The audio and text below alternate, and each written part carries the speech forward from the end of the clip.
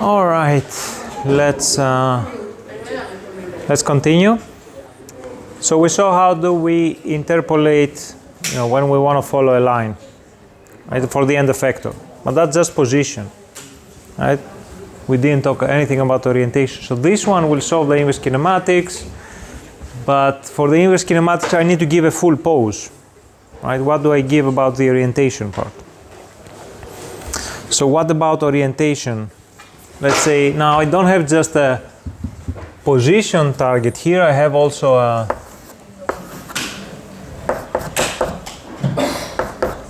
I'll just write the diagonal ones. Right, I have a starting orientation and the same thing here. How do I solve this one? And I want to follow a line for the position. Now for the orientation, there is no line, right, to follow because I'm just changing, angles. But you can think of a linear transition from one orientation to the other.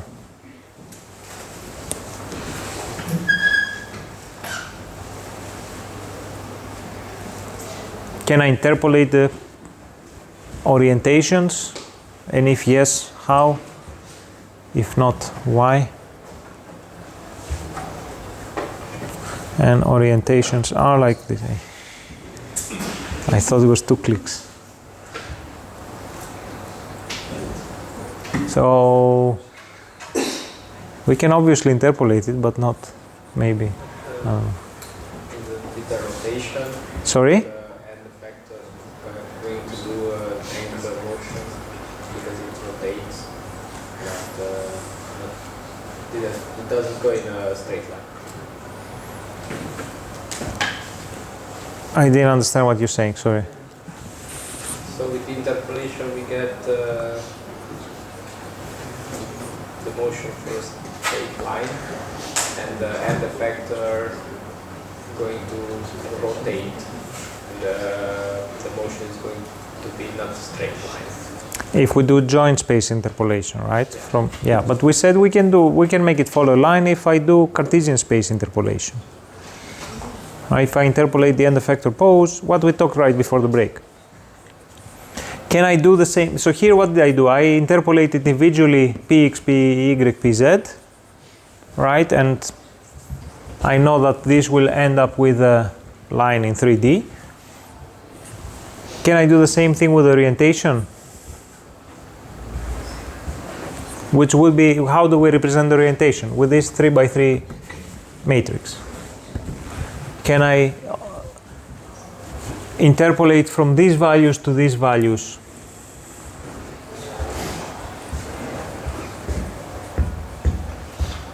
Can I take this xx starting, xx ending, and y, z, z, and all these 9 numbers and interpolate them separately? So I calculate intermediate orientation matrices. Why not?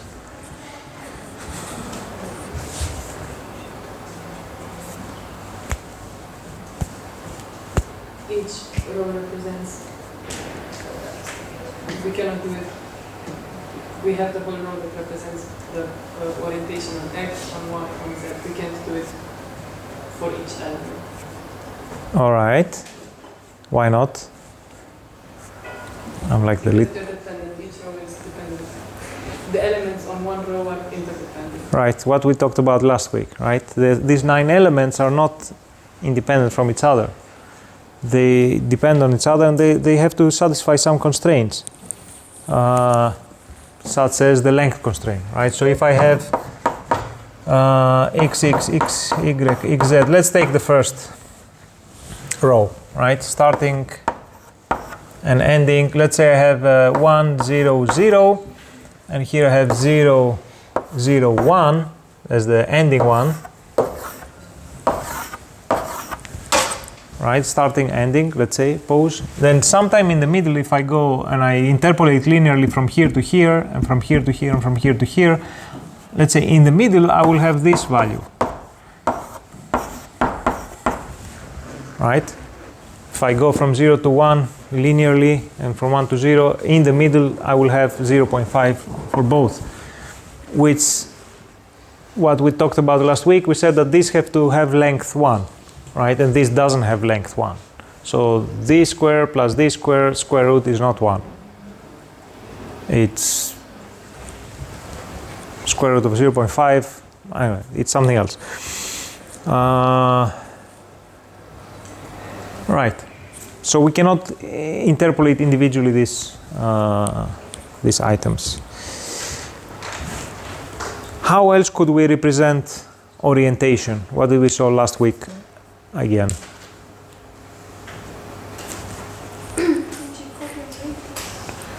Jacobian matrix does not show me orientation. Jacobian matrix shows me a relation between joint velocities and effector velocities. Try again. Try another famous mathematician, not the Jacobi. Who? Newton. He was a physicist. Later. Euler. Was by chance? The variant was Lagrange. Right. So another way we saw last week is to represent orientation using Euler angles. Maybe you remember it, maybe you don't. It seems you don't. Yeah. So any orientation can be represented as 3 subsequent rotations, each one on different axes. There are different sequences, whatever, z, x, z, whatever. But we can always decompose this orientation in 3 elementary rotations around 3 axes, and we can calculate the values. Right? So basically, I rewrite this one as a starting roll, pitch, and yaw. And let's call this yaw with the A so we don't confuse it with the Y. Right? And then this one I write it as a roll, pitch, and yaw ending. Yay. Right? And now I can interpolate this. So I can start from this starting roll, go to the ending roll, pitch, and yaw, and I can interpolate independently. And I can have I can calculate an orientation for any intermediate point, right? Because if I start from the 3 rotations, I can do the multiplications, and I will always end up with a orientation matrix, right? Because I can just multiply with whatever rotation around each one of the 3 axes I want. I can give whatever values there I want, and no issue. So I can interpolate this independently. So I can calculate an orientation, decompose it to Euler angles, right? The starting and the ending. I can interpolate this in between, and then I can compose them back again to orientation matrices if I want, so that I have an interpolated orientation along a line, right? And since I do interpolation, again, I can use a polynomial interpolator to do things smoothly, right? If I have intermediate orientations and I have intermediate positions, I can use the position and orientation in order to calculate the inverse kinematics, the joint coordinates for the combination of the position and orientation for any point on the line. This is the same logic as before. So I can basically transition from an orientation to another orientation and a position at the same time. So here we can see basically this is just the orientation part. Okay, going from one orientation, doing something like this, or combining position and orientation. So now I'm moving on a line and I change orientation. Right. All right. Great. Now Euler angles, they're great, easier to understand, but they suffer from a from a property called gimbal lock. So basically we can have certain orientations that we have infinitely many ways to represent the orientation using Euler angles. You might, since you talked about animations and gaming, that's typical in gaming, but also in robotics.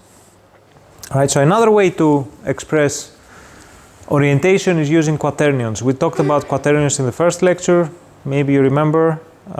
It's basically an extension to complex numbers where we have 3 imaginary parts and 1 real. So basically we have 4 numbers, and with these 4 numbers we can describe Cj plus dk. We can describe any orientation. Now why these are 4 numbers while we said we can do it with 3 Euler angles, because we talked about last week we have 3 independent variables here. Basically these 4 are not independent. They have to, the sum of the squares of these factors have to be equal to 1. So they have a constraint, so basically only 3 of these numbers are independent. Right? Which means what? Since I have these 4 numbers and only 3 are independent, can I interpolate between them or not?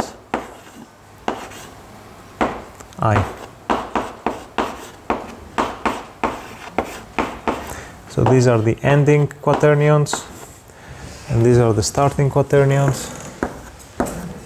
Can I interpolate from here to here directly, like individual A, B, C, D? No, because they're not independent. The same problem as with the orientation matrices, right? So in order to interpolate, basically I use a different kind of interpolation called SLERP, spherical linear interpolation. This is not specifically for quaternions, but we have also an implementation for quaternions. Basically we have the starting quaternion times the inverse of the starting quaternion. Quaternions have inverses too, and times the ending quaternion, and this part is raised at the power of s, where s is my interpolator, right? Which can be, it has to go from 0 to 1. Basically when this is 0, when something is raised at the power of 0, it's what? 1. Right, so when s is 0, I will have qs, right? And s will go to 1, so when this is 1, I will have qs times qs inverse will be 1, so I will have qe, right? This is just at the limits in between what happens when I raise to something at the power of a quaternion or at the power of minus, I don't know, 0.5, I don't know. But we can at least show that this works when s is 0 and when s is 1. So yeah, so this means that I can use again a linear interpolator here or a polynomial interpolator if I want to have a smooth transition, right? But I can use quaternions to basically transition from one orientation to the next. And the nice thing with the quaternions is that it will return what is called a geodesic, which is basically the shortest path along 2 orientations. You can think of it as, you know, orientations being on a sphere, on the surface of the sphere, and then the quaternion interpolation will basically calculate the shortest path along that sphere that takes you from one orientation to the next. That's while Euler angle might go like, we have some demonstrations in the lab, some animations that you can play and see that Euler interpolation basically might do like, I don't know, a weird thing, while the quaternion will just do the shortest path, the thing that makes sense. Any questions so far? Are there any other methods if we want to end the factor to go another route? On a what? On a? So you said that then the factor goes on a sphere. Can we are there other methods for then the factor to not go on the sphere?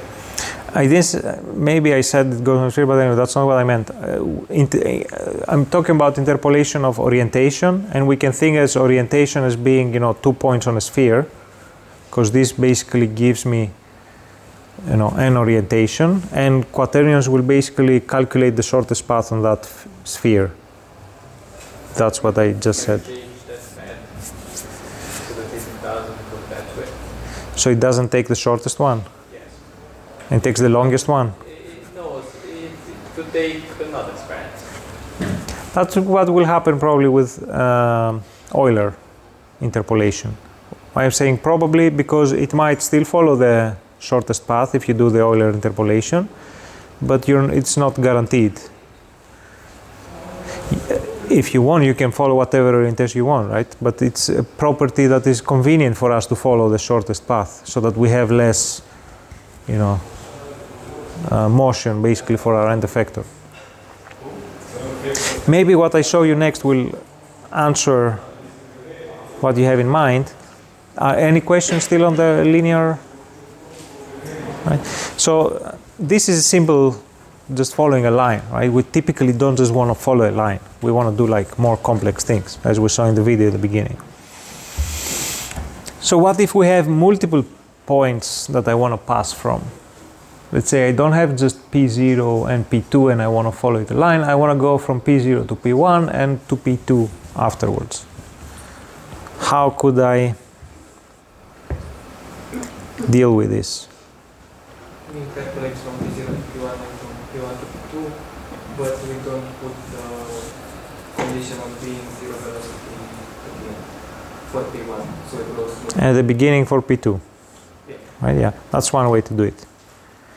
Another way, which first comes on the slide and then comes your method, would be that, you know, now I would have basically 3 points, so I could increase the number of conditions for my polynomial, right? Because I will want some specific value for the beginning, for the end, and for the middle, right?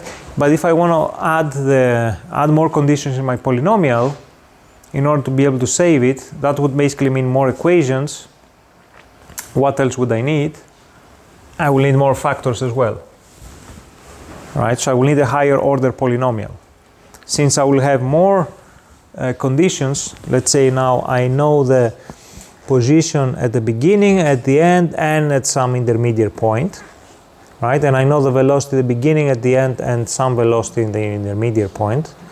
I don't know. I will basically now have, in this case, I will have 9 conditions, which means 9 equations. So in order to define a linear system of equations, I will need 9 factors, right? So I will have basically a 8th order polynomial, right? So I have 9 factors. Is this a problem or not?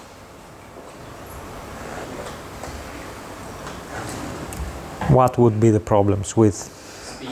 A higher speed for calculation? Yes, maybe, but this is basically linear equation, so this is no. But true, the more points I want to pass from, the higher the degree of the polynomial, so the more complex it becomes. But still, it's an inversion of a matrix. It's not for free, but it's not expensive anymore, unless we're talking about millions of points. Then it's expensive. What other problems higher polynomials have? So from complexity, for example, the parts will be very complex, like many shifts. Exactly. So higher polynomials, when we do like fitting of points with polynomials, because that's basically what we're doing. They will make sure we pass from these points, but you know what happens in between is not really known. And higher polynomials, they will you know, jump up and down all over the place in between or at the end. So yes, we will pass from these points, so we will match these conditions, but then we can deviate a lot in between. All right. Another approach is to do what your colleague said. Fit a polynomial in the first part, then another polynomial in the second part. And if I have more points in the third part and so on. But keep it, again, 6th order polynomial. Right? So I will have 6 boundary conditions. So fifth order polynomial, sorry, right? And the first polynomial will be something like this. At the beginning of the polynomial, I will have the q starting q, and at the end I will have the intermediate, right? And here I will have the beginning would be the intermediate position, and at the end I will have the ending position, right? I have to make sure that the ending velocity of the first polynomial is equal to the starting velocity of the second polynomial. I can put this to 0, but this would mean that, I don't know, the robot would go to the first point and then will go to the next one, right? If I give a different value here, I can do like a smooth transition without having to stop, basically. Understand? And I can have some velocity here, so it does something smoother. All right? This obviously works for both linear transitions and, position and orientation. And again, I can use whatever interpolation. No, sorry, if I want to have boundary conditions, I can only use polynomial interpolation, right? Now, if I start having even more complex trajectories, so, not too many points, let's say I have a circle. I want the robot to do a circle, which is what you'll have to implement also in the lab. Or, I don't know, a circle with a different orientation. Another approach would be to calculate a path with whatever algorithm we want and generate waypoints, right? As long as the waypoints are close to each other, I can, assume I can do linear interpolation between them, and, if they're close to each other, I can approximate shapes with lines. So basically here, this is a bad example of trying to follow a circle with just using 4 points. But if I use many points, then I can, approximate the circle by linear motions, right? How many depends on the resolution of the motion I want to use, right? But this would basically mean I want to solve the inverse kinematics at all these many points, and then just go from one point to the next on my solution, which is the approach that we're going to use also in the lab for the circular motion. All right? Good. Now, some issues, just to be complete.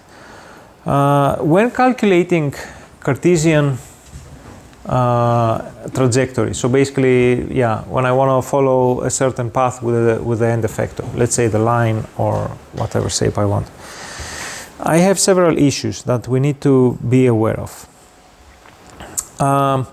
So one issue would be, and you can, maybe in this example you don't really see it, but I try to show it here with these figures. Basically, I might end up reaching some regions that are out of the workspace of the robot when I follow a line, right? And I'm trying to demonstrate it here. Let's say I have this starting pose and this ending pose.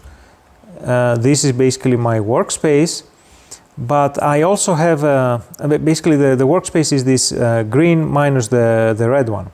So the robot can never go inside this red circle, right? Because the second link is basically shorter than the first link. It can never bend closer than here. But if I try to interpolate from here to here, I try to fit a line. Basically, you see this line goes through that space which is out of the workspace of the robot, right? So what will this do if we follow this approach? It will be able to solve inverse kinematics here, and at some point it will stop failing and will not result to any inverse kinematics. Only in the case of the toolbox, it will give us some answer that is basically wrong. If you remember in the toolbox, when you solve the inverse kinematics, it returns an object which has a success flag and says true or false, right? So you have to be careful that you might get an answer, but it might be basically a wrong answer. It will be the closest possible to this line, but it's basically not going to be on the line. So I don't know, in this case it might do something like this and then continue. All right. Other issues that we might have is that the line might be passing through a singularity.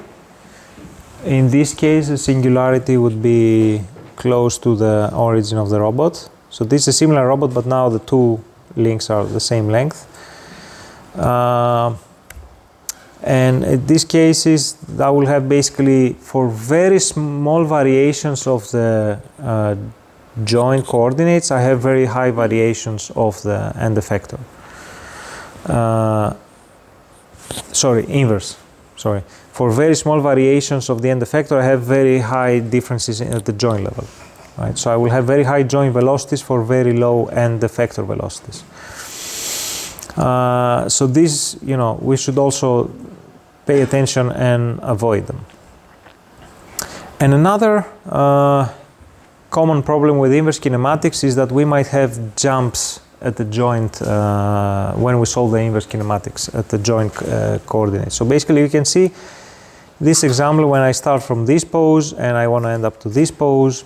If I keep on solving the inverse kinematics here, I will be doing something like this, like this, like this, and at some point I will need to basically, jump from this solution to an opposite solution so I reach here. All right. So how is this basically demonstrated? I have my Cartesian space interpolation, and when I calculate the joint space interpolation, you see I have these big jumps in some parts. That's because it has to do also with the joint limits, that the joint might not be able to rotate further than a certain point, and then it has to do like a 360 rotation, so it continues from where it could, from where it had to go. And there are other reasons this might happen, but the point is, when you solve the inverse kinematics, you have to inspect the joint trajectories so that you ensure you don't have any jumps.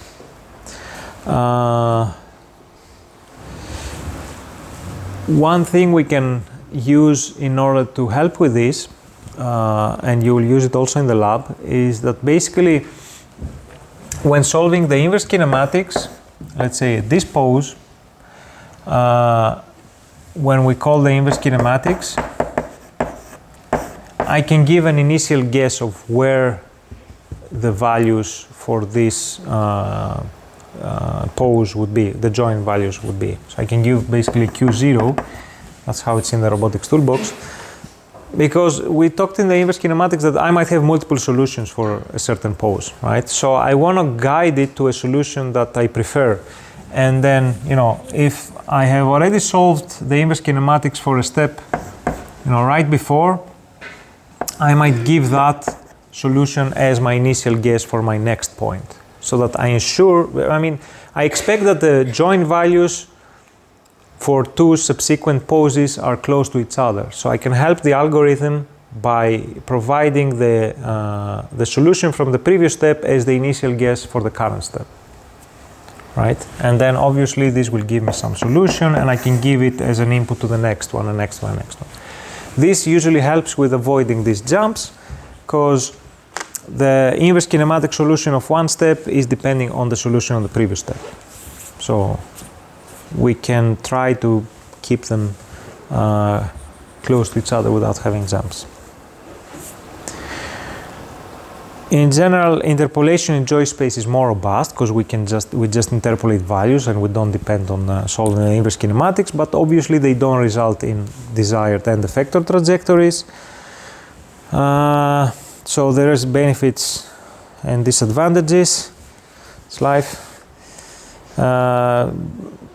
We need to be careful of some aspects when dealing with trajectories.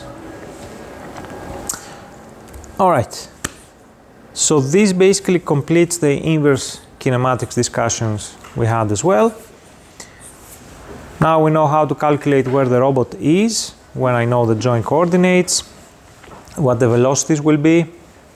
I can calculate the joint velocities necessary for end effector velocities and the joint coordinates for end effector positions, and I can also, calculate trajectories for robots so they can do certain tasks.